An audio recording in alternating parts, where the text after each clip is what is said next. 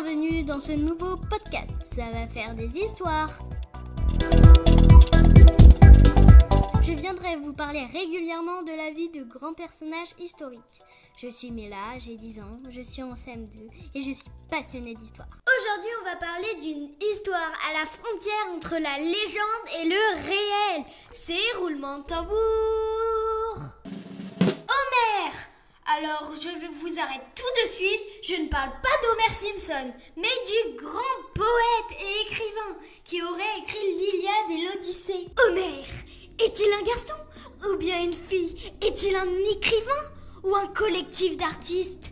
Toutes les réponses sur Ça va faire des histoires.tv. Plus sérieusement, Homer serait né en 928 avant Jésus-Christ et serait l'écrivain des plus célèbres recueils de poèmes de la mythologie grecque, l'Iliade et l'Odyssée.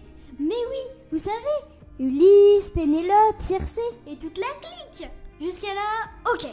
Sauf qu'en fait, le bonhomme n'aurait jamais existé. Du moins, certains le pensent. D'autres pensent que c'est une femme, parce qu'il met en avant les femmes fortes, comme Pénélope, la femme d'Ulysse, comme Circé, la magicienne, ou Athéna, la déesse de la guerre ou de la sagesse. D'autres pensent qu'il serait né en Turquie, enfin, selon les Turcs. Ok, on avance, et qu'il serait l'enfant d'Apollon. Oh là là, c'est à plus rien comprendre. Faisons le tri dans tout ce micmac.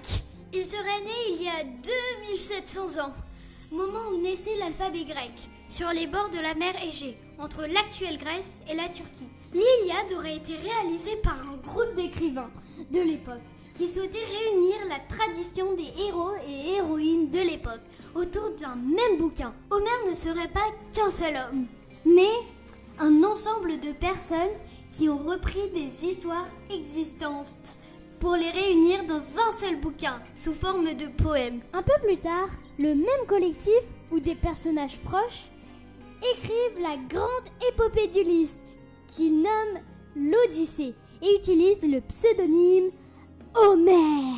Dans ces livres, l'Iliade et l'Odyssée, le but était de permettre aux gens de faire leur éducation, un genre d'école par correspondance.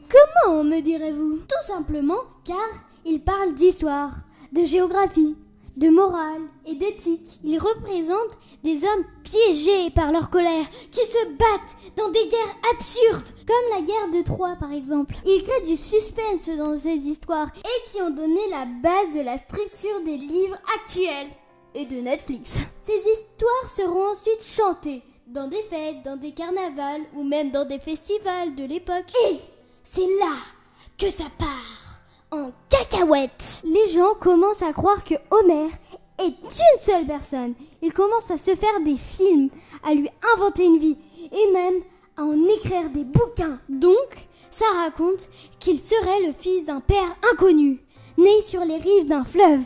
Ce serait un grand voyageur à qui on aurait volé ses poèmes. Il serait mort à Ios en 193 avant Jésus-Christ de n'avoir pas pu résoudre une énigme sur les poux. Ah, c'est sûr qu'on ne buvait pas que de l'eau dans les festivals. Il serait également aveugle. Sauf que les poètes aveugles, c'était un peu le truc cool à l'époque. On raconte que tous les poètes sont aveugles.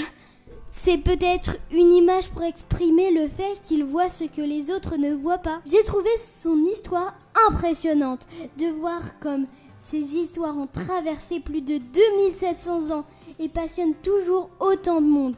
Comme moi, j'ai choisi de vous présenter la vie d'Homère car pour cette saison d'été, nous allons commencer un hors-série autour de la mythologie grecque qui débutera dans les prochains jours. Je vous propose donc de me retrouver très vite dans un épisode de Bande de Mythos.